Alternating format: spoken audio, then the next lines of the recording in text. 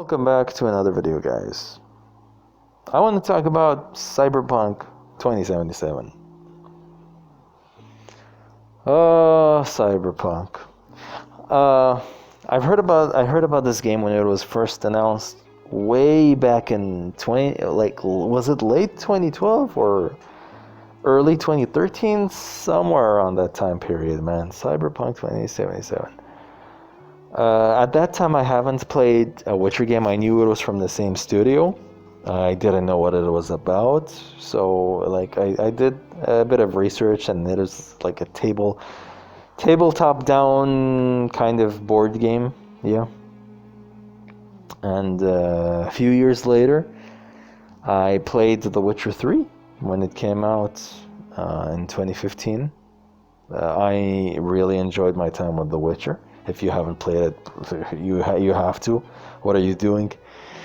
I definitely love to check out The Witcher 2, and maybe even the first game. I heard it's a bit outdated, but why not? Maybe sometime in the future.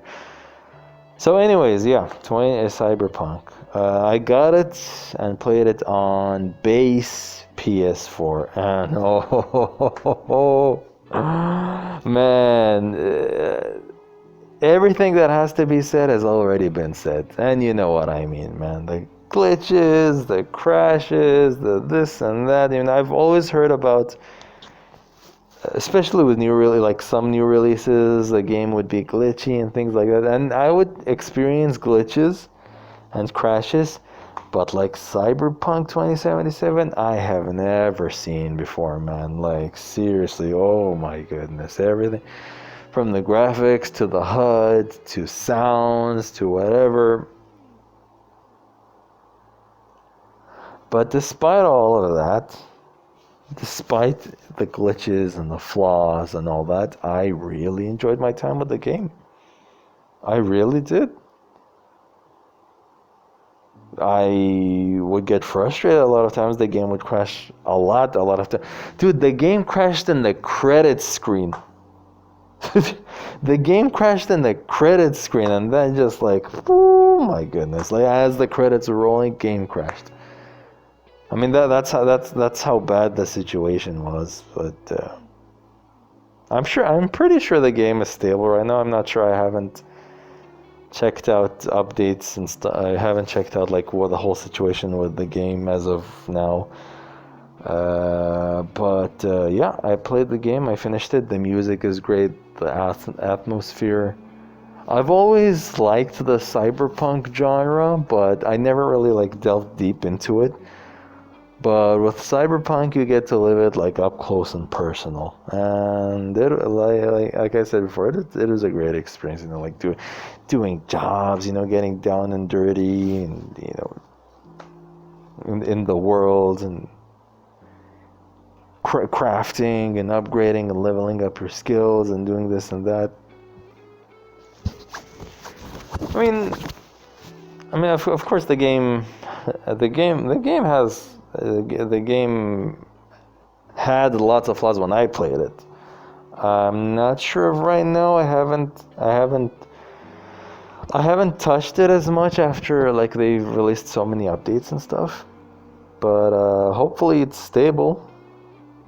Hopefully it's the way it should be as of now. It should be. It's been 3 months now since the game came out. So the game was quite lengthy as well, and there's a lot of things to do. There's a lot of things to do, side stuff to do and side quests, and every side quest has its own sets of characters, and it's all voiced, and you could easily get lost in the side jobs, man. It's like the Witcher 3, where you can easily get lost in the side stuff, and it's voiced, and you're interacting with the characters and doing things. So yeah, that was great. And yeah, man. So one of the side quests that comes to my mind is where you're sent on a hit, and then you, like, when you approach the target, um, they want him for some kind of, I don't know, some kind of crucifixion video that they want to make or something. I don't know, man. Like I remember bits and pieces of it, but that was like one of the side quests that comes to my mind. And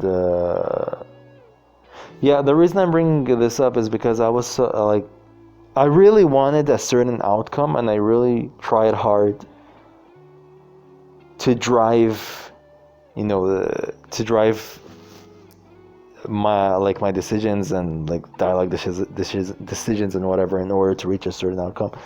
But then I found out, hey, this outcome was gonna happen either way. Like, there's one outcome that's gonna happen either way, and whoever played the game probably knows what I'm talking about.